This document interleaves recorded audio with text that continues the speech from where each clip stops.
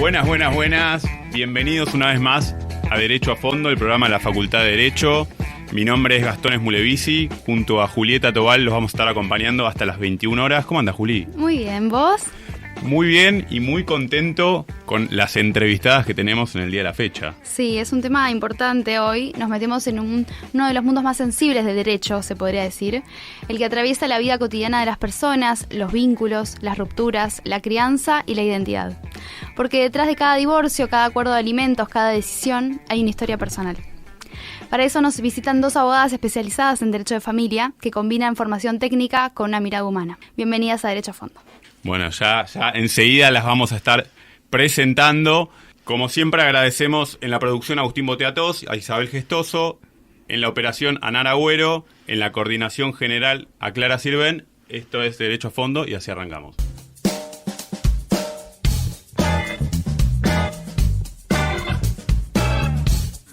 Comienza la entrevista en Derecho a Fondo. Continuamos en Derecho a Fondo. Ya tenemos sentado en los estudios de Radio UBA a Julieta Speciali y a María Laura Lazara. Ellas son socias, son amigas, tienen mucha presencia en las redes sociales, las van a encontrar como Abogando Familias, también están con Nuevo Hogar, ahora nos van a contar un poco de qué se trata. Julieta, Laura, las saludamos formalmente, bienvenidas a Radio UBA. Bienvenidas. Gracias. ¿Qué tal? Bueno, vamos a tocar temas sensibles como es el derecho de familia. Quiero primero empezar con la siguiente reflexión. ¿Cómo hacen ustedes que están todo el día escuchando, digamos, cuestiones o problemáticas que hacen a la vida familiar para separar sus vidas? Porque ustedes también tienen sus propias familias. ¿Cómo se hace para no estar contaminado, digamos, de la carga emocional que implica dedicarse al fuero de familia? Bueno, hola, ¿qué tal? Buen día. En principio hacemos terapia. Ambas, hace muchos años. Pero bueno, esto que mencionás, Gastón, es algo que nosotras hemos criticado siempre desde lo que es la formación profesional, ¿no? Que no hay ningún tipo de formación justamente en lo que es la parte de contención al cliente y lo que es para uno tener herramientas para no llevarse esos temas a casa. Creo que es la experiencia, básicamente. Cuando arrancamos, creo que tanto Lau como yo nos llevábamos todos los problemas a nuestras casas, nos costaba dormir, llorábamos haciendo las demandas y después uno se va haciendo como una coraza, no te queda otra, es como supervivencia. Tocas temas que realmente son a veces hasta escabrosos, ¿no? Sobre todo cuando hay niños involucrados, temas de abuso y demás, y bueno, es difícil a veces poder separar, poder como disociarse, pero con el tiempo y con la experiencia y con los casos que van pasando de las diferentes familias, uno lo va logrando. ¿Y cómo fueron los inicios? ¿Cómo fue que empezaron? Bueno, creo que un poco como todos, ¿no? Las dos venimos de experiencias en estudios jurídicos, donde hicimos nuestros primeros pasos profesionales. Las dos trabajamos durante nuestra carrera, ¿no? Entonces eso nos permitió, ni bien nos recibimos, avanzar en el mundo independiente. Y un poquito, bueno, con distintas circunstancias de la vida, nosotras nos conocimos trabajando en un estudio jurídico, y seguimos siempre en contacto. Empezamos a forjar distintas maneras de trabajar juntas, porque nos gustaba trabajar juntas ciertamente, hasta que creo que un punto que nos terminó de unir muchísimo fue nuestras maternidades conjuntas.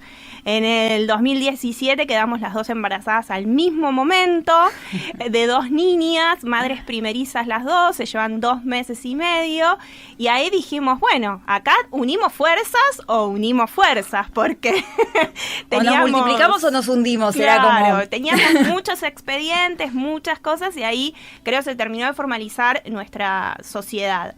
Con el tiempo, con el tiempo hicimos muchos cambios y demás, y en el 2019 nace Abogando Familias, que nosotros siempre decimos que es nuestro segundo hijo, que es la formalización de nuestro estudio jurídico y nuestro comienzo de la carrera en las redes sociales, en donde justamente, un poco acompañando lo que dice Juli, empezamos a bajar.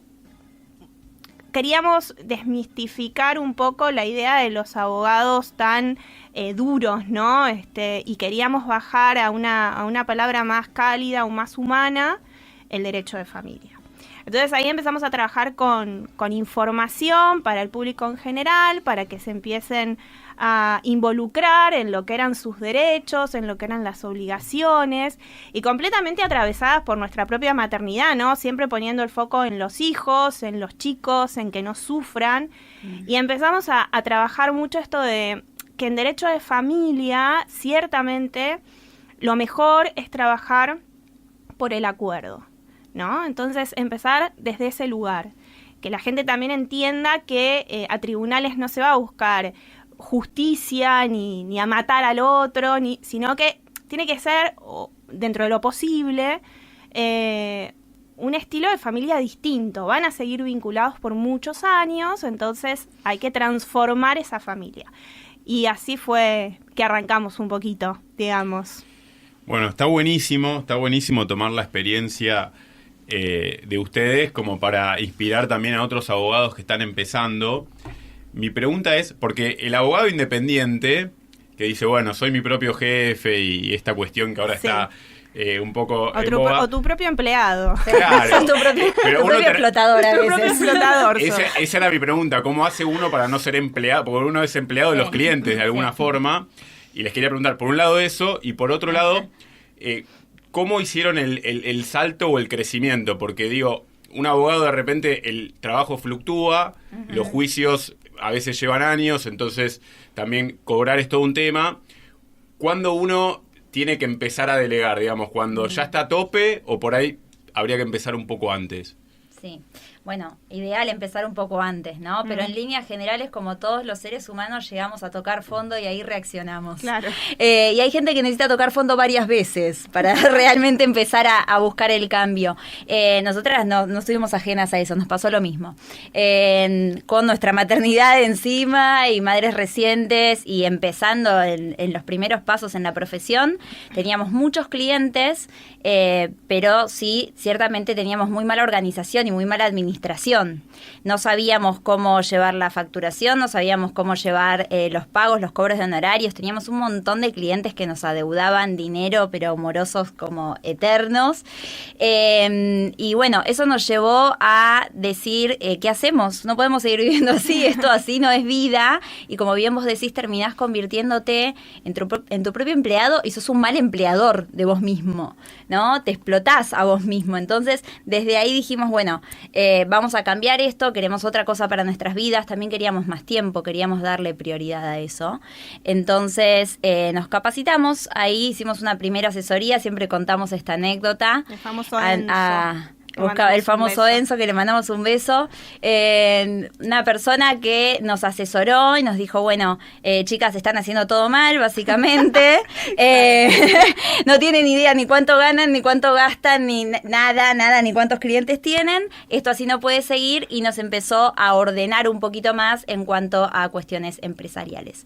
En ese primer asesoramiento, en verdad, nosotras como que hicimos un clic en nuestra cabeza, entendimos que estábamos llevando las cosas mal, sobre todo a nivel financiero, y a partir de ahí empezamos a capacitarnos. Sí, hay un punto a favor que quizás, son muchos años ya trabajando juntas, nos conocemos hace un montonazo de años, 2010. Y en este punto sí éramos muy parecidas. Tomar acción, ¿no? O sea, no nos demoramos en tomar acción. Cuando uno encuentra que hay una falla, cuando encontrás que hay algo que no está funcionando bien y que te das cuenta que te están diciendo, mirá esto, bueno, tomamos acción inmediatamente. Que creo que eso es importante porque muchas veces cuesta tomar acción. Creo también, ¿no? Un poco cuando nosotras somos egresadas de esta casa de estudios, creo cuando salís con ese deseado título en la mano como abogado, nadie te dice que es una herramienta, que en realidad lo tenés que transformar en un negocio. Es como, bueno, voy a ejercer, voy a tener clientes, voy a cobrar honorarios, voy a vivir de eso. Bueno, pero parece muy sencillo, pero no es tan sencillo. Cuando vos salís con tu título a querer captar clientes, te das cuenta que no es tan sencillo, que hay un montón de abogados, que hay algunos que no cobran la consulta y no sabes dónde posicionarte.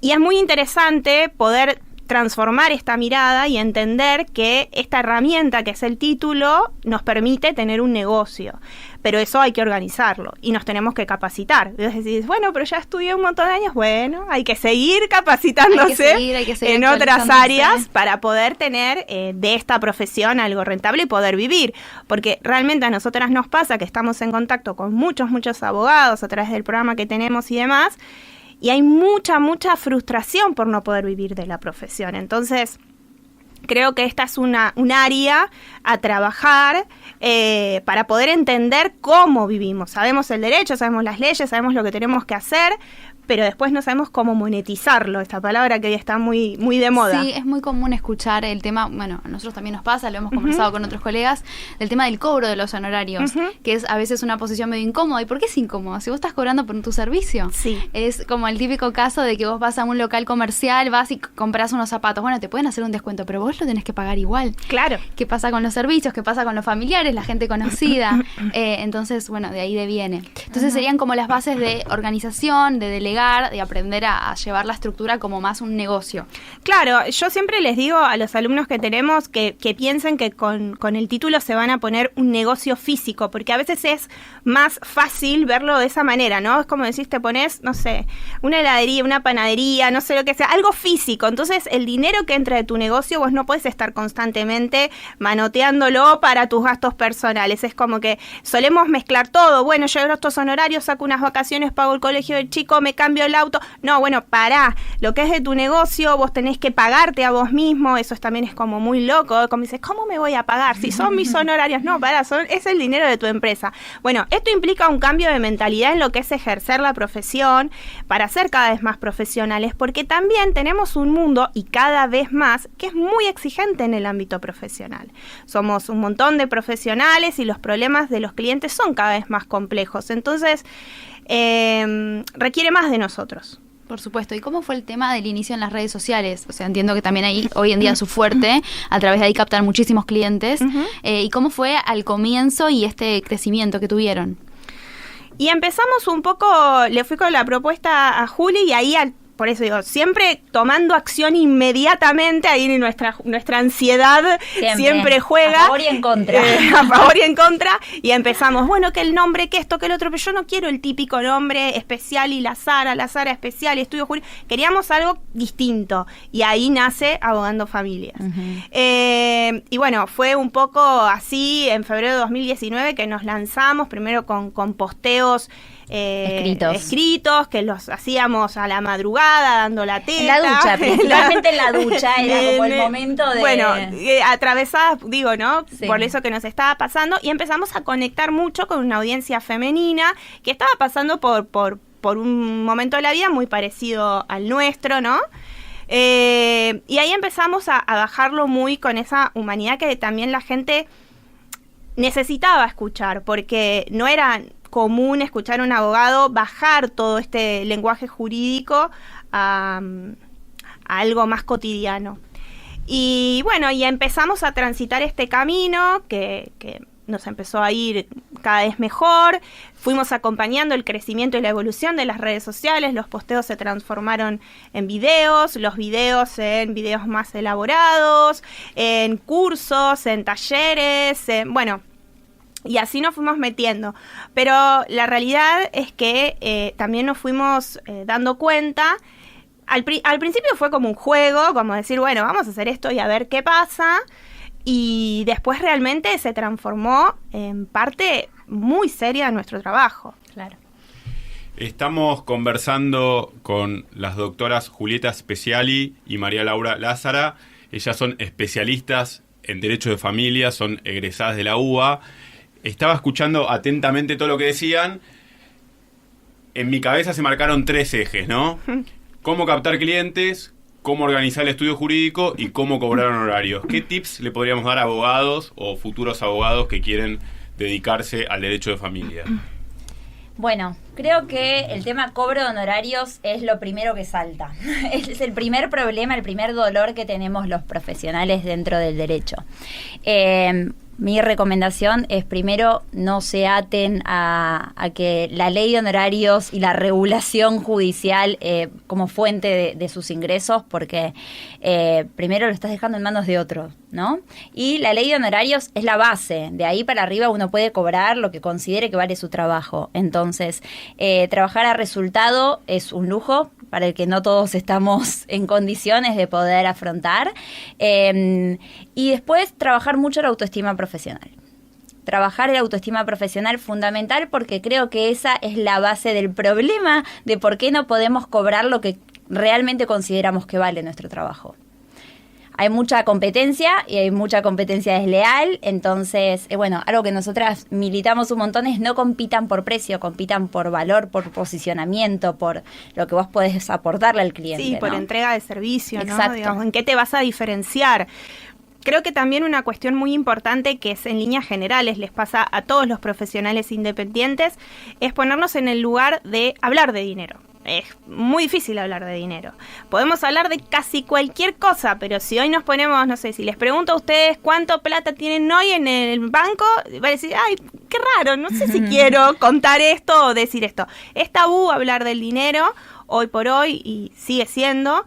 Entonces, desde eso venimos y nos tenemos que sentar a ponerle valor a nuestro trabajo, en comunicarlo, y encima nos quedamos a expectativas de lo que el cliente decida, y después decimos, bueno, no, le pasé mucho, le rebajo, y bueno, estamos siempre compitiendo por precio. Y bueno, vamos con otro de los ejes de cómo captar clientes. Bueno, nosotras siempre decimos que consideramos que hay 3 fuentes para poder captar. El primero es tu círculo íntimo, más cercano, ¿no? Los primeros clientes siempre dicen, vienen desde tu círculo íntimo. Entonces es importante que vos te des a conocer. Dentro de lo que es tu ámbito, tus amigos. Hay muchos abogados que les da vergüenza decir que son abogados, aunque parezca mentira. Y esto es muy importante que se sepa. Y después, todo lo que sea contactos y que tengas en líneas generales te va a servir. Y después están, porque, bueno, va a venir el boca en boca, ¿no? El boca en boca va a venir de la gente recomendada, de los que te conocen y demás. Pero hoy tenemos una herramienta que, por lo menos por ahora, es gratuita, que son las redes sociales, y con redes sociales podés elegir la que más te guste, porque no tiene que ser necesariamente Instagram. Nosotras tenemos mucha presencia en Instagram y también en TikTok, porque hace muchos años que nos dedicamos, pero vos podés elegir la red social que quieras, puede ser YouTube, puede ser LinkedIn, puede ser las que vengan a futuro, incluso hasta WhatsApp, sí, es una red social. Entonces, para que elijas exponerte, porque es un medio en donde gratuitamente te va a conocer un montón de personas. Te van a conocer un montón de personas, y eso no sabes nunca de dónde pueden venir los clientes. Pero se tienen que animar, sacarse quizás los prejuicios y pensar que los clientes no están atrás del escritorio, están en la calle y hay que salir a buscarlos. La captación implica movimiento. Nos tenemos que mover y todos los días nos tenemos que mover por la captación. Eso es muy importante de entender, y es algo que si no te lo dicen no lo terminás de capitalizar, porque decís, bueno, alguien me va a llamar, alguien me va a recomendar. Y no, tenés que estar vos ahí para eso.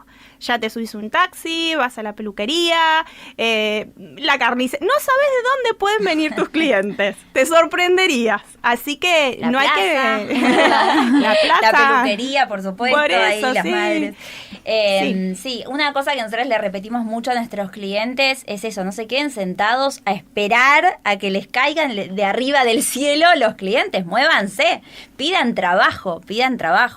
Nosotras hicimos cualquier cosa. De todo. Todo hemos hecho, hasta llegar a las redes sociales. Y al día de hoy es gracioso que todavía hay gente que nos pregunte, ¿de verdad a ustedes les llegan clientes por las redes sociales? Es como... Sí, nuestro muchos. estudio jurídico, el 80%, vamos a decir un poco, más o menos, 80, sí. Vienen por las redes sociales los clientes. Entonces, hay que animarse. Hay que animarse a exponerse a hablar. Sí, ¿Sabés, Juli? Hoy tenemos proliferación de Julietas, tenemos 2 Julietas. Laura y Julieta estuvieron en el Colegio de Abogados dando clases en el programa Emprendedor y justamente decían que el tráfico en Instagram, por ahí, ahora hay mucho tráfico, que conviene TikTok. Nosotros nos abrimos un TikTok hace poco. Sí. Viene creciendo más rápido, ¿no? Que el Instagram. Más rápido, vas a crecer más rápido en TikTok, sí. Porque son distintos algoritmos, ¿no? En TikTok el algoritmo es como un zapping de una televisión, ¿sí? Es como para asemejarlo, donde vas a ir viendo y descubriendo no necesariamente la gente que sigas, sino en líneas generales te va a mostrar contenido y por intereses te va a ir mostrando cosas que a vos te gustan. Entonces ahí vas a ir apareciendo. En cambio, Instagram tienen que seguir, te va a mostrar el contenido a tus seguidores. Algunas cositas, pues es más lento el crecimiento porque es una red que está muchísimo más saturada. Bien, pero o sea, las chicas tienen la experiencia de que sacan clientes por redes, que a ver, uno por ahí diría, viéndolo del otro lado, ustedes tienen casi, no sé, 100.000 seguidores, como diciendo, bueno, ya tienen la rueda armada, pero por ahí, para el que recién está arrancando, que tiene de cliente al amigo del primo y qué sé yo, por ahí las redes no va a ser su primer fuente de captación de clientes. Y la comunidad hay que generarla, ¿no? Y esto lleva un tiempo, también les decimos, no es soplar y hacer botellas, no vas a abrirte Instagram e inmediatamente vas a vivir de las redes sociales, no. Pero sí podés obtener rápidamente interacción y conseguir alguna cantidad de clientes. Nosotras lo vemos en nuestros alumnos. Ahí está lleno de gente que empiezan de la nada, de cero, y por ahí al mes, un cliente... Empiezan con alguna entrevista, alguna consulta. Esto es importante también, que las redes sociales se tienen que armar con estrategia, ¿no? No es me pongo a hacer cualquier cosa, sino tengo que ser consciente de cómo voy a armar mi plan de contenido, qué es lo que voy a transmitir, cómo voy a hacer un embudo para que la gente efectivamente tome conciencia y contrate una entrevista conmigo, que no quedarme en esto que llaman la friend zone, ¿no? Que somos amigos y te respondo y te contesto cosas y bueno, y listo, es mi abogado amigo, pero no monetizas nada y, o sea, eso no te sirve llevarlo a un estado de conciencia donde necesite realmente esta entrevista y cobres vos tu valor. Pero bueno, hay que hacerlo con estrategia y yo creo, o sea, no necesitas tener 100.000 seguidores para tener clientes recurrentes. Bien, y para elegir un socio, o sea, entiendo que ustedes están muy conectadas porque aparte son amigas y demás, pero si uno tuviera que elegir un socio, ¿conviene, digamos, 2 personas que se dediquen a lo mismo, que tengan el mismo expertise, o por ahí convendría asociarse con alguien más grande o alguien de otra especialidad? Yo tengo una opinión muy personal al respecto, no sé si es la verdad. Para mí el socio no se elige, no se busca, es medio como la pareja, es algo que surge. Uno trabaja con alguien y de repente te das cuenta que trabajás en la misma línea y planteás una sociedad. No sé si podés buscar un socio realmente, porque tenés que confiar mucho en la otra persona. Es una persona con la que vas a compartir todas las decisiones. Si tuviera que elegirlo, probablemente sí, pensaría en alguien que te complemente. No sé si porque haga un fuero distinto, pero sí que tenga otras habilidades que vos no las tengas. O sea, me parece que eso sí es la base. Que te pueda aportar algo y que vos le puedas aportar algo a la otra persona, ¿no? Sí, yo creo que, agregando un poco, es fundamental a la hora de bueno, quizás nosotras fuimos afortunadas en eso y hay gente que quizás necesita conocer varias personas para poder tener una sociedad saludable, pero creo que es muy importante esto, complementarse y no perder de vista, porque este es un dolor muy importante de los abogados, no perder de vista que si vamos a armar una sociedad es por un negocio jurídico que vamos a armar juntos. Tenemos que tener un objetivo, tenemos que tener una línea clara de qué es lo que vamos a hacer juntos. No nos podemos unir por la soledad de la profesión, y este es el dolor. Es una profesión muy solitaria, ¿no? Entonces, en vez de crear un equipo de trabajo, tendemos a... Necesito un socio. ¿Por qué? Porque estás solo y te da miedo y no sabes a quién preguntarle sobre, me salió esta resolución. Sí. Bueno, no siempre tenemos que buscar un socio. A veces lo que necesitamos crear es un equipo de trabajo. Sí, una red. Una red. Sí. Y esto es muy importante. No hagan sociedades por la soledad. Es como no busques un novio cuando estás desesperadamente sola. Bueno, tenés que hacelo. Exacto, es lo mismo. Hacelo cuando realmente sientas que del otro lado te aportan algo que vos no tenés y que juntos tienen un objetivo comercial. Sí, y la confianza también debe ser fundamental. Sin dudas. Bien, uno encontró el socio. O apareció el socio, digamos. Bien. ¿Qué tendría que tener en cuenta en cuanto a la organización? Mirá, fundamental y que a nosotras también fue un cachetazo así como ¡pa! Dividir tareas. Es creo que el error más común.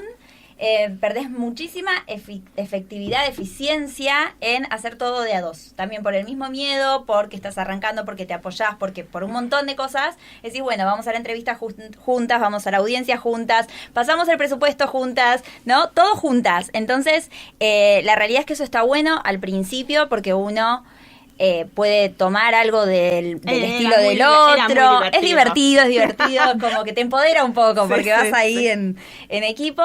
Pero la realidad es que con el tiempo necesitas especializarte en diferentes cosas. Y la única forma de hacerlo es dividir en ese punto. Entonces sí, pero decís, bueno, optimizar el tiempo. Exacto. Sí. Y dentro de un estudio jurídico hay un montón de funciones. Está la parte contable, está el marketing, están las ventas, está la parte de recursos humanos.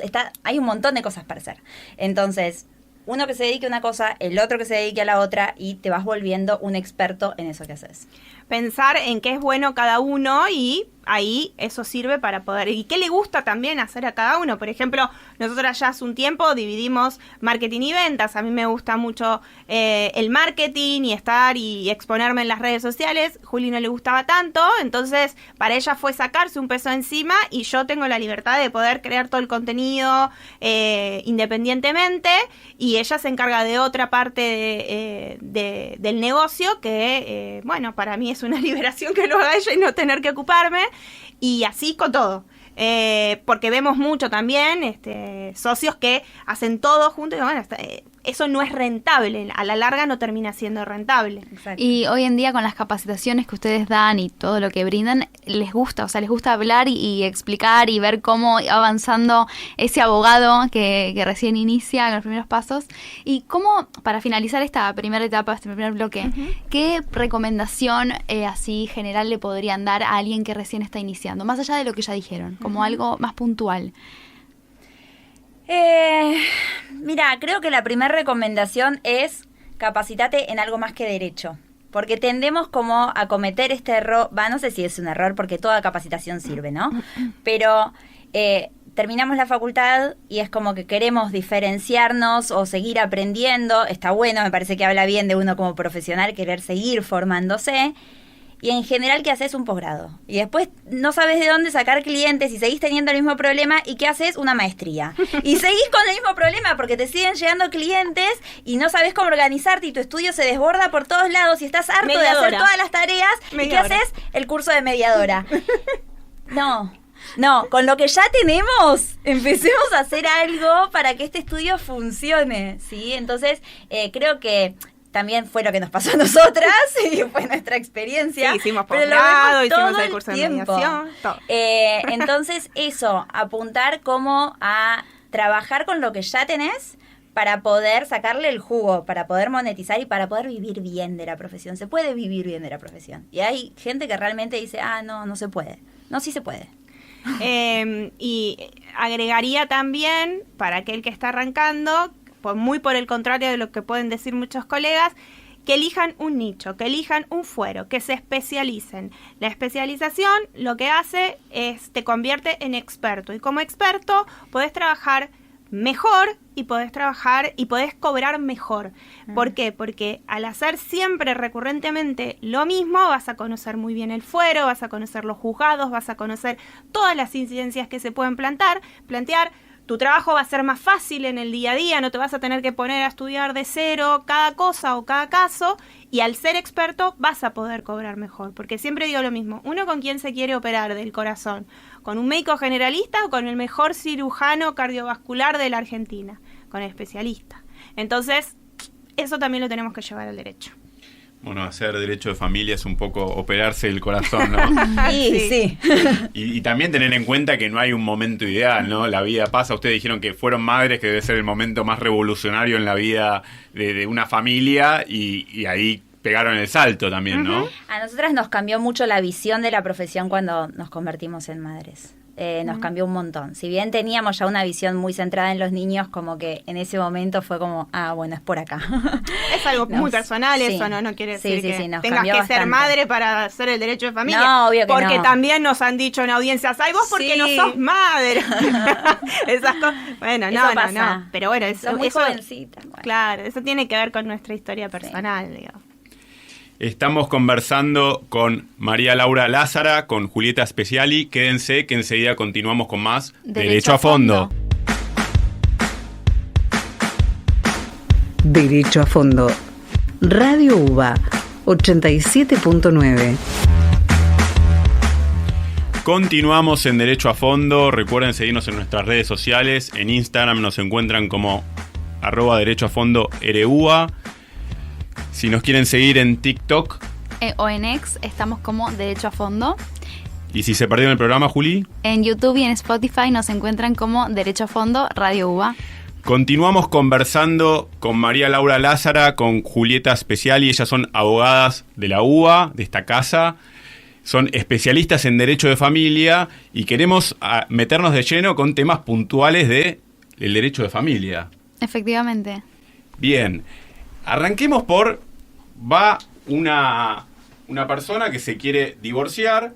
Naturalmente sabemos que tienen que presentar un convenio regulador, pueden estar de acuerdo, pueden no estar de acuerdo, cada cual presentará su propuesta.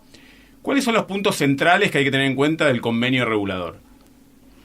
Bueno, lo dice la ley muy claramente, ¿sí? Hay que cubrir todos los puntos, eso sería como el primer consejo, tener en cuenta que tenemos que sí o sí expedirnos respecto a todas las cuestiones que están contempladas en el artículo, porque si no, te va a salir un previo pidiéndote que te expidas al respecto. Eso como primer medida.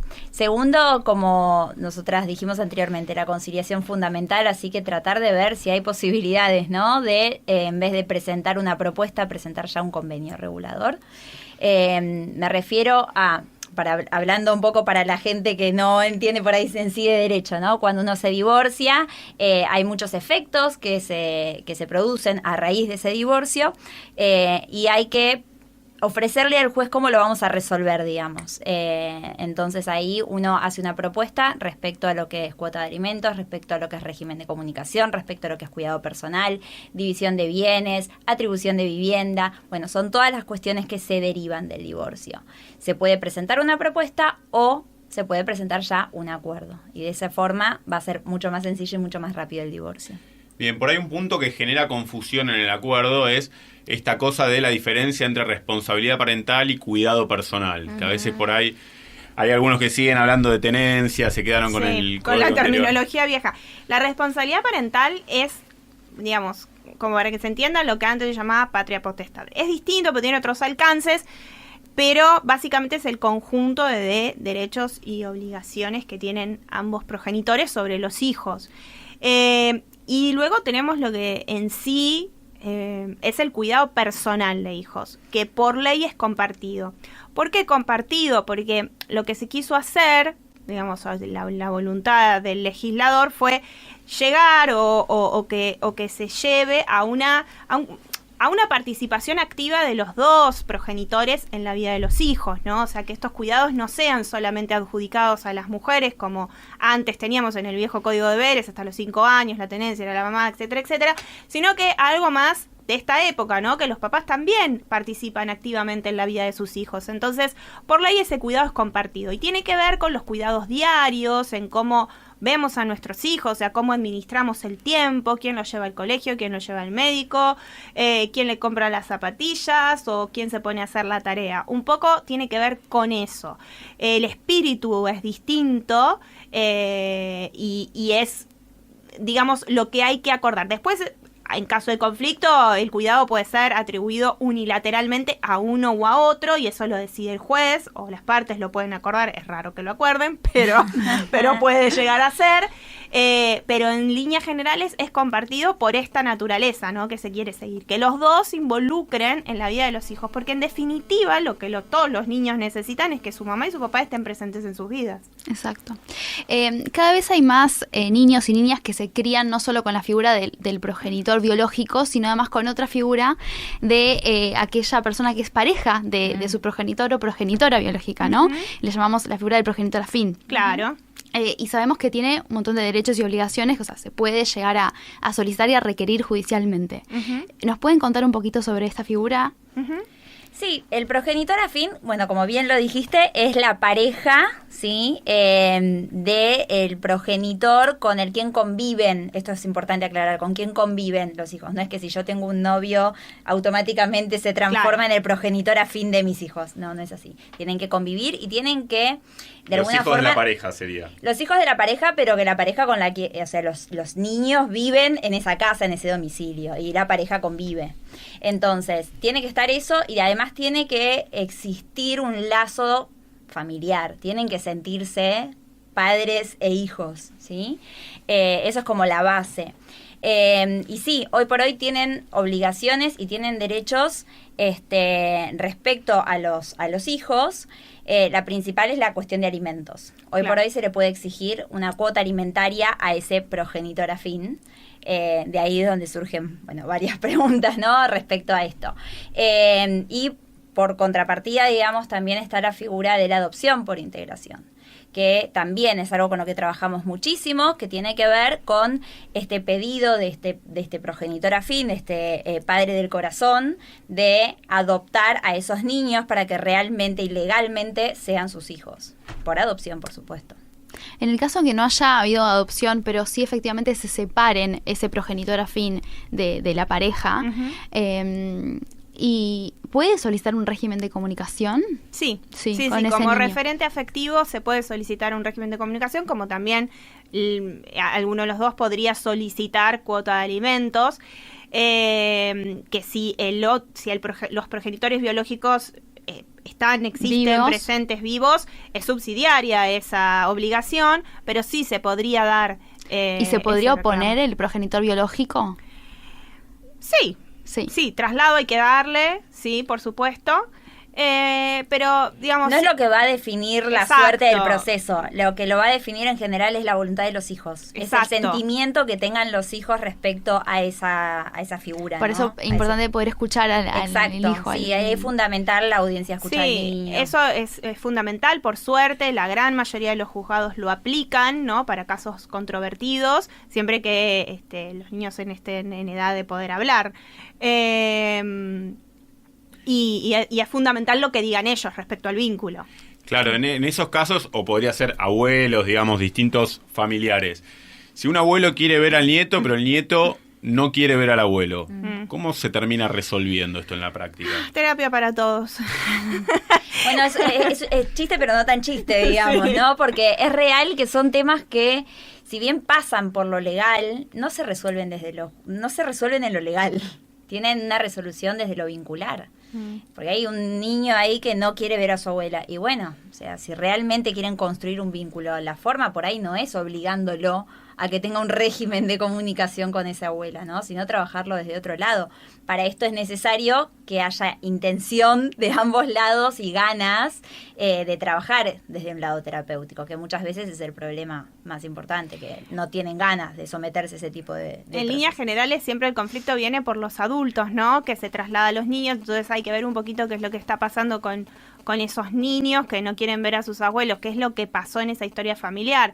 Nunca es sencillo los planteos de régimen de comunicación, y los juzgados no les gusta resolverlos porque obviamente es algo muy íntimo y vincular, como decía Juli. Entonces, en líneas generales, si no se puede abordar desde la conciliación, termina en algo terapéutico.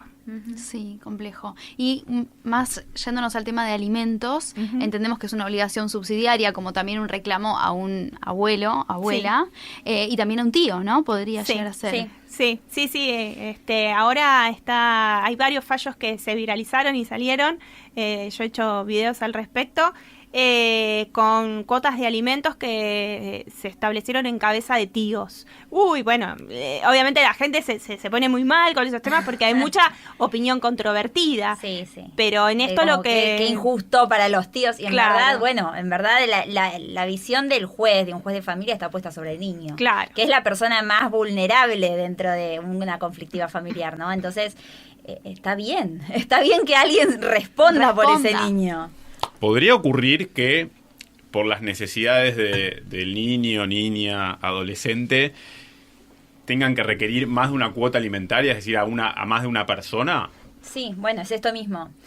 Los obligados principales son los progenitores. Los progenitores no están o no pueden responder o no alcanza lo que pueden llegar a aportar. Seguimos buscando. Vamos por los abuelos, vamos por los tíos. ¿Sí? Los primeros son los abuelos. Y después parientes, cualquier tipo de pariente. No hay límite. Que muchas veces lo que sucede por ahí, las parejas se separan por una cuestión económica, no digo que sea la única cuestión, pero a veces es algo que abruma, y justamente el que vivan en dos domicilios distintos hace que encarecen mucho los gastos, entonces se necesita todavía más plata para una situación que ya de por sí por ahí era complicada. Sí.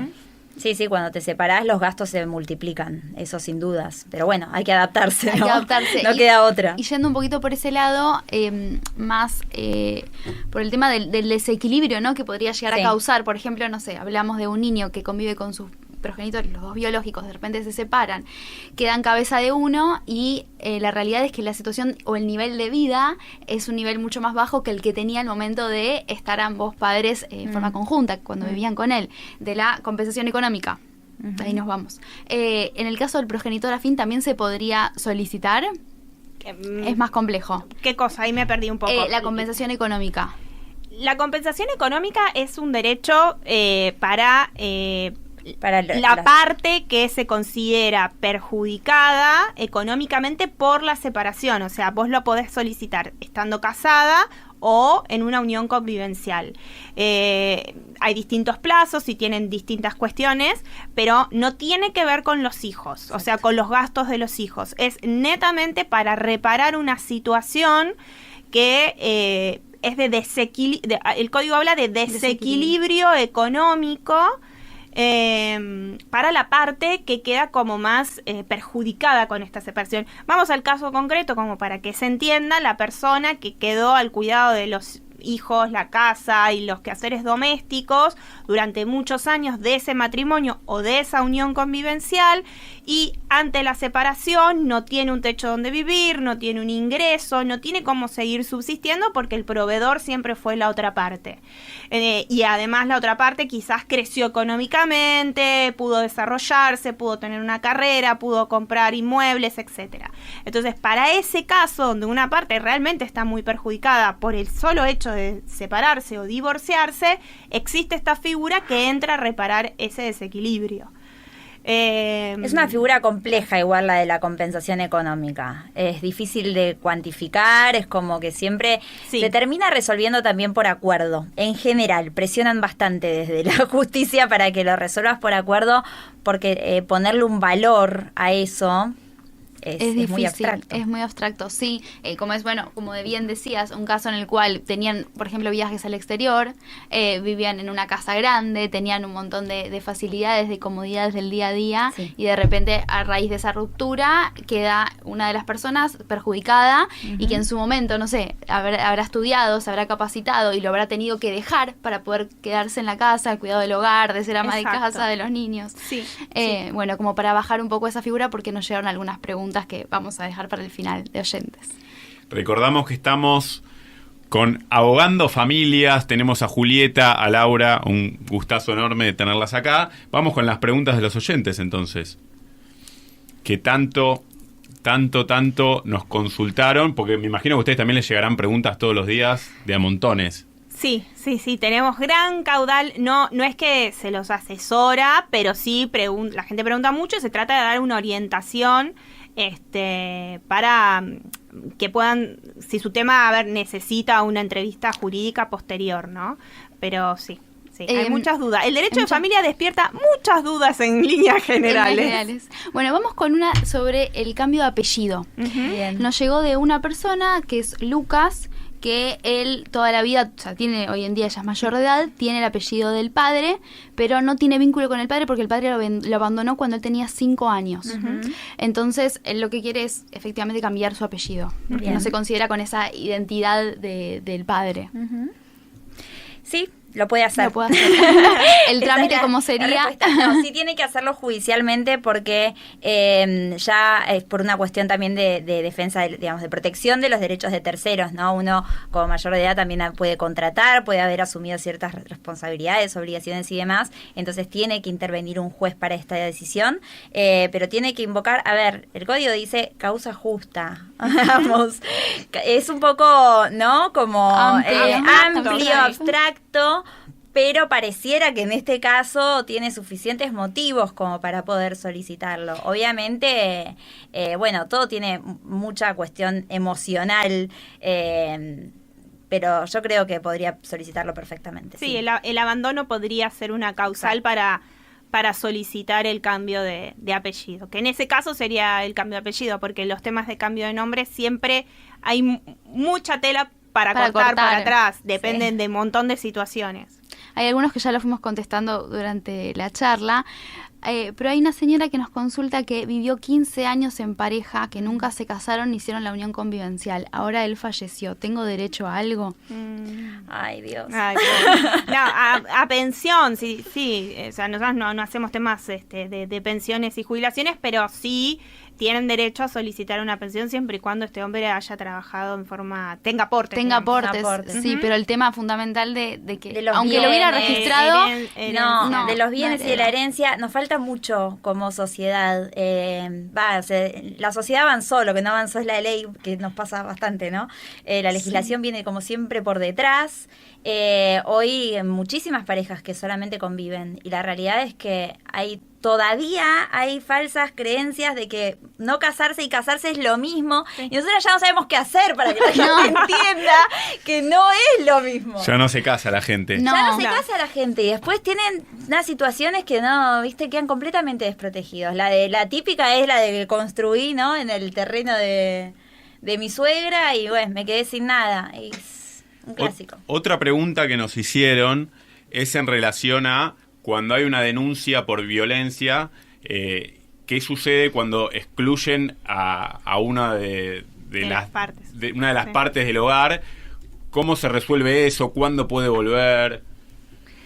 En líneas generales, las denuncias de violencia no son expedientes que, esto también es importante que se entienda, no son expedientes que van a resolver una situación de fondo, son expedientes cautelares para ocuparse de una situación que es urgente y amerita una medida urgente. Entonces, la exclusión del hogar no es una medida eterna, es una medida que pone una solución ante un evento, generalmente la violencia denunciada, y para proteger a las víctimas. Entonces, lo que hay que hacer, y lo dice propiamente luego la resolución, es, una vez que esa acción se realiza, es iniciar las acciones de fondo, ya sea el divorcio, la atribución de la vivienda, la liquidación de la comunidad de bienes, cuota de alimentos, lo que sea que haya atrás de esa denuncia, para poder regularizar toda la situación. No alcanza con denunciar, porque esto suele pasar, ¿no? Bueno, hago la denuncia, lo excluyen, o ponen una restricción de acercamiento, listo, me olvidé el tema. No, primero porque son generalmente por un tiempo, y segundo porque no está solucionando la situación de fondo con esto.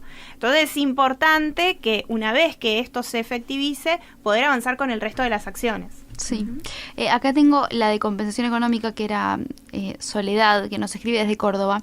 Dice, vivimos 5 años con mi pareja, quien era quien trabajaba. Yo me quedé con los chicos y con la casa trabajando. La verdad es que no tuve más tiempo para hacer otra cosa. Cuando nos separamos, él se fue y no me pasó nada de dinero. ¿Puedo pedir algo aunque no estemos casados? Y bueno... Bueno, sí, lo va a poder solicitar siempre y cuando no hayan pasado más de 6 meses de esta separación de hecho, porque hay un plazo perentorio para solicitar la compensación económica cuando hay una unión convivencial, que son 6 meses desde la separación. Si pasaron más de 6 meses, lamentablemente no. Va a poder solicitar, sí, la cuota de alimentos y todo lo que corresponda para sus hijos, pero para ella, lamentablemente, si pasaron más de 6 meses, no. Estuvimos conversando con las doctoras Julieta Speciali, con la doctora María Laura Lázara. Ellas son Abogando Familias, las encuentran en las redes como @abogandofamilias. También tienen el Instagram Nuevo Hogar para los colegas Abogados, sí. que quieren iniciarse y conocer todas las herramientas necesarias para ejercer la profesión y crecer. Les agradecemos muchísimo haber venido a Derecho a Fondo. Muchas gracias, un placer para nosotros tenerlas, un honor. Bueno, muchísimas gracias por la invitación. Y nosotros hasta acá llegamos, Juli. Nos despedimos. Nos despedimos, les recordamos a todos seguirnos en las redes sociales. Estamos en Instagram como @derechoafondoLUA, también estamos en TikTok y en X como @derechoafondo. Y si se perdieron el programa y quieren volver a escucharlo, nos pueden encontrar en YouTube y en Spotify como Derecho a Fondo Radio UBA. Agradecemos como siempre en la producción a Agustín Boteatos y a Isabel Gestoso, en la operación a Nara Agüero, en la coordinación general a Clara Silvén. Esto es Derecho a Fondo y nos reencontramos la semana que viene para seguir disfrutando de este programa a las 20 horas. Mi nombre es Gastón Esmulevisi. El mío, Julieta Tobal. Nos encontramos la semana que viene para seguir disfrutando de más Derecho a Fondo. Derecho a Fondo por Radio UBA.